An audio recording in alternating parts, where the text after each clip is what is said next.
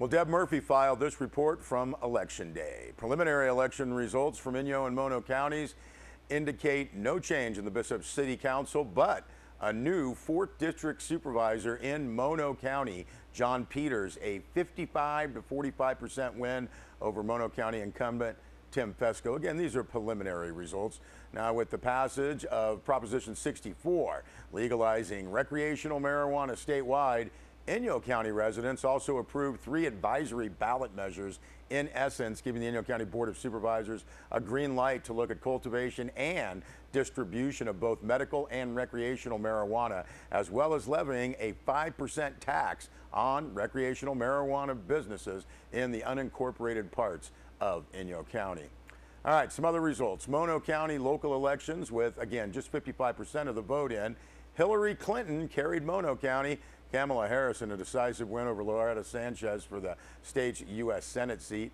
Paul Cook beat out Rita Ramirez for the 8th House of Representatives seat, and Republican Frank Bigelow carried the 5th State Assembly seat. Doug Smith, Vicky Bauer, and Sherry Bromberger won seats on the June Lake Public Utility Board of Directors. Catherine Mandichak beat Gary Nelson for a seat on the Mono County Board of Education. For Inyo County local elections, 64% of the vote in.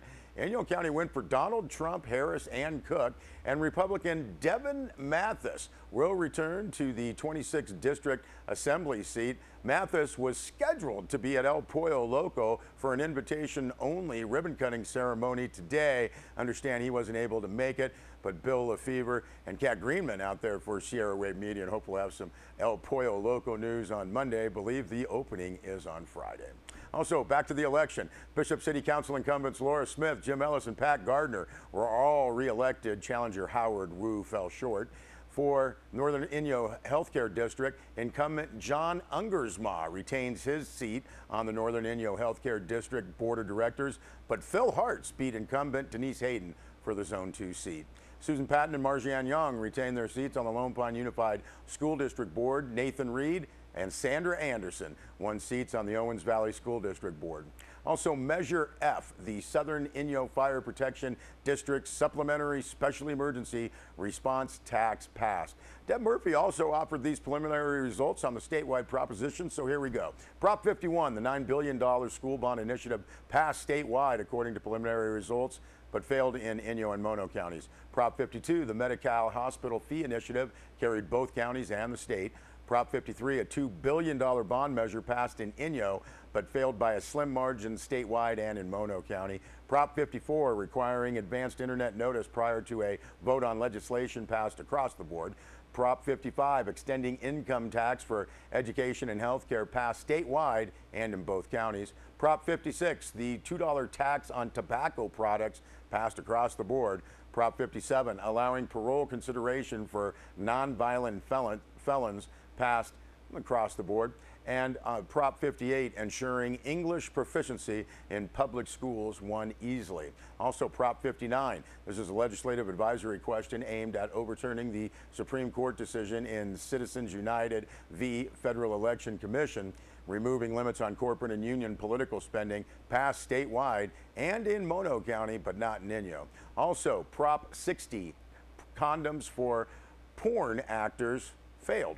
Prop 61, state prescription drug purchases, failed. Prop 62, repealing the death penalty, failed. Prop 63, requiring background checks on ammunition purchases, passed but failed in both Inyo and Mono counties. Prop 64, the recreational marijuana initiative, did pass. Prop 65, a complicated carry-out bag charge initiative, failed statewide and in Mono County, but passed in Inyo. Prop 66, procedural changes for death penalty sentences, passed, but failed in Inyo. Prop 67, banning single-use plastic bags, passed, but not in Inyo County. Thank Deb Murphy for that roundup. Deb also has passed along a report from Tuesday's Inyo County Board of Supervisors meeting, noting the Inyo board broke from tradition at yesterday's meeting with a discussion of the Los Angeles Department of Water and Power commercial leases.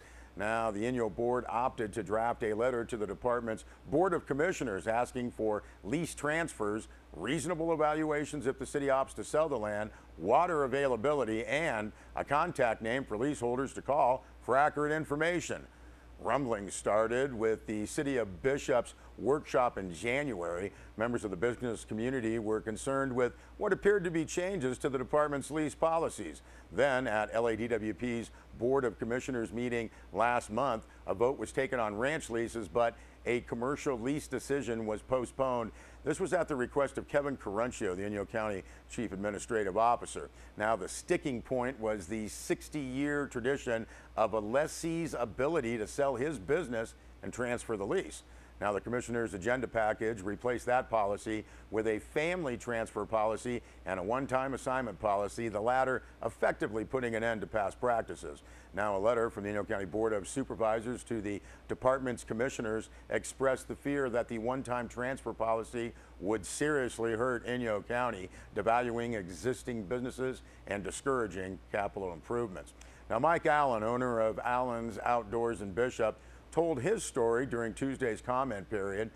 He was told 16 years ago when he bought the business, the 5-year limit was no big deal, with lease renewals a near certainty. When he started thinking retirement and selling the business, which includes the U-Haul rental, he contacted the Bishop LADWP real estate office and was told he couldn't sell. Instead, he was told to get an appraisal on the improvements and inventory, and the department would advertise seeking competitive bids.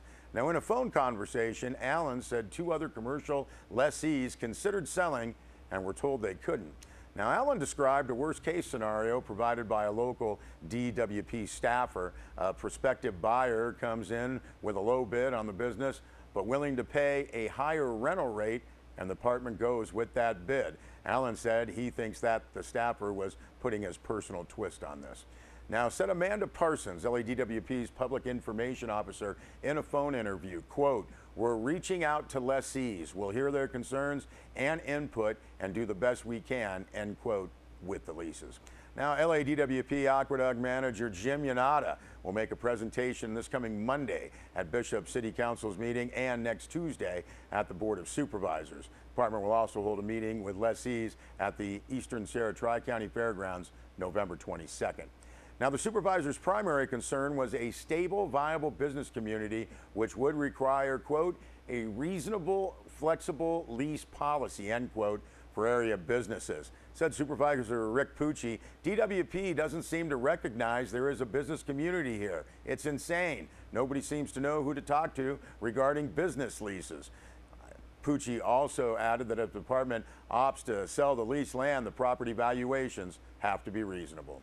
Inyo supervisors Mark Tillemans and Jeff Griffiths expressed concern the one-time transfer and competitive bid policies would lead to more abandoned, dilapidated commercial buildings in the Owens Valley communities. Supervisor Matt Kingsley suggested Inyo County's letter be addressed to the department's Board of Commissioners, CCing Los Angeles Mayor Eric Garcetti. Pucci agreed. When we send letters, they get lost in LA, he said. Thank Deb Murphy for that report. Well, Great Basin Unified Air Pollution Control District holding a forest and air workshop. That's tomorrow, Thursday, November 10th in Mammoth Lakes. Workshop will focus on the relationship between forest health, wildland fires, and the impacts to air quality. Now, the symposium will highlight speakers from CAL FIRE, Sierra Nevada Conservancy, the National Park Service, U.S. Forest Service, California Air Pollution Control Officers Association, and the Great Basin Unified Air Pollution Control District. This workshop is free, open to the public, begins at 10 a.m. at the Mammoth Lakes Council Chambers, Suite Z. A full list of the presentations is posted on our website, sierrawave.net. We'll be back with more news.